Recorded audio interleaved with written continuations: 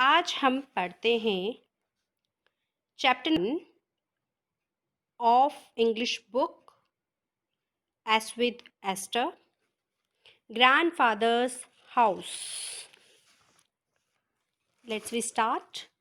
Hedy is an orphaned little girl who lives with her aunt Dete. हैदी एक अनाथ लड़की है. ऑफेंड मीन्स होता है अनाथ. ORPHANED. अनाथ छोटी लड़की है जो अपनी आंटी डेटे के साथ रहती है. Dete takes Heidi to live with her grandfather whom Heidi has never met before. Dete उसको लेके जाती है उसके दादाजी के यहाँ रहने के लिए. टेक्स मतलब ले जाना, जिनसे वह पहले कभी नहीं मिली है. मेट MET मेट माने मिली है. He lives in a little wooden house high up on the mountains called the Alps with his two goats. वह एक लकड़ी के घर में रहते हैं जो कि पहाड़ियों पर है, माउंटेन्स पर है, माउंटेन्स के ऊपर की तरफ है, जिन्हें आप्स कहा जाता है, अपनी 2 बकरियों के साथ. The extract you are about to read describes Hady's first day in her new home. यहाँ पर हैदी जब अपने नए घर पे जाती है तो उसका पहला दिन कैसा रहता है उसका एक संक्षिप्त वर्णन, एब्स्ट्रैक्ट मीन्स उसका संक्षिप्त भाग दिया गया है. नाउ हैदी वॉज अलोन विद ग्रैंडफादर. अब हैदी ग्रैंडफादर के साथ अकेली थी. He sat on a wooden seat, looking at the ground. He did not say a word. वह एक लकड़ी की सीट पर बैठे थे. सेट जो है बैठे थे और ग्राउंड की तरफ, नीचे की तरफ देख रहे हैं. He did not say a word. उन्होंने एक शब्द भी नहीं कहा. Hedy walked around the outside of the house. हैदी घर के बाहर चारों तरफ घूमती है. At one side there was a room for the goats which was empty. एक तरफ बकरियों के लिए एक कमरा है जो कि खाली था. At the back were 3 big old fir trees. और पीछे की तरफ 3 बड़े फॉरेस्ट ट्रीज हैं. फिर ट्री मीन्स होता है ट्रीज, ऐसे ट्रीज जिनकी जो लीव्स होती हैं वह बहुत नुकीली होती है, उन्हें कहा जाता है फिर trees. She could hear the wine going through them. वहाँ जो हवा चल रही थी उससे गुजरने वाली सरसराहट को महसूस कर रही थी. The sound was like singing and she stop to listen before going on round the house. उसे गाने जैसी आवाज़ सुनाई दे रही थी और वह वहीं पर उसे सुनने के लिए रुक गई. पूरा घर के चक्कर लगाने से पहले ही वह वहाँ पर रुक गई. Grandfather was still in the same place. Grandfather जो दादाजी थे वो अभी भी उसी प्लेस पर थे, उसी स्थान पर थे. हैदी went and stood in front of me. हैदी गई और उनके सामने रुक गई या खड़ी हो गई. स्टूड मीन्स खड़ी हो गई. What do you want to do, he said at last. उन्होंने अंत में कहा, तुम्हें क्या चाहिए या तुम क्या करना चाहती हो. I want to see what you have inside the house. मैं देखना चाहती हूँ कि तुम्हारे या आपके हाउस के अंदर क्या है. Come. Then he open the door. उन्होंने दरवाज़ा खोल दिया और कहा, आओ. तब आओ. There was only one room in the house, but it was large. वहाँ पर सिर्फ एक कमरा था लेकिन वह बड़ा था.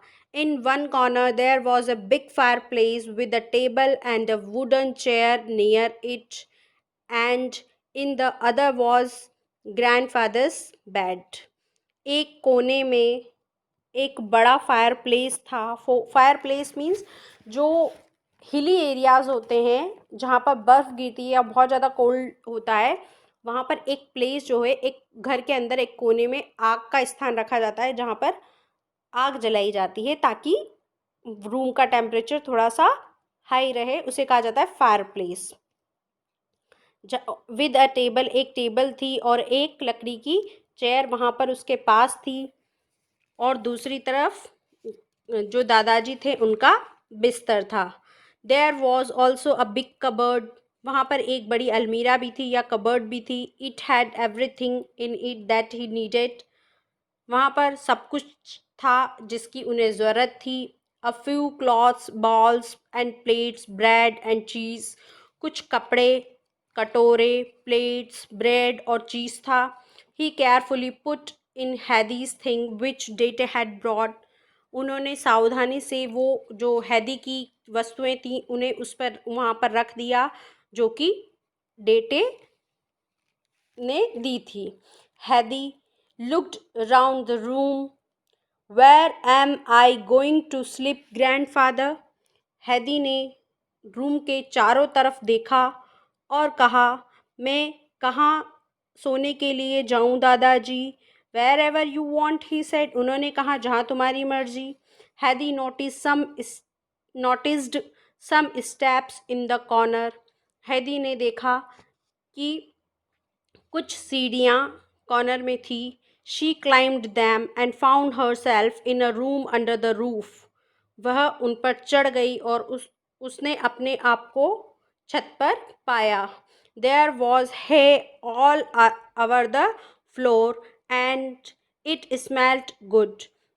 है मीन्स यहाँ पर HAY, है मीन्स ग्रास, जो होती है बकरियों को खिलाने के लिए, जो उन्होंने ग्रास लाई हुई है उसे कहा गया है, और सूखी हुई है, कटिंग की हुई है, वो वहाँ फ्लोर पर, ज़मीन पर चारों तरफ थी और उससे अच्छी खुशबू आ रही थी। From a window in the roof she could see the mountains, जो छत की विंडो थी वहाँ से वह माउंटेन्स को देख सकती थी। I am going to sleep here, she called, उसने कहा, क्या मैं यहाँ सो सकती हूँ या मैं यहाँ सो रही हूँ या मैं यहाँ सो जाऊँगी। इट्स नाइस हियर, यहाँ अच्छा है। Come and see how nice it is, आओ और देखो यह कितना अच्छा है।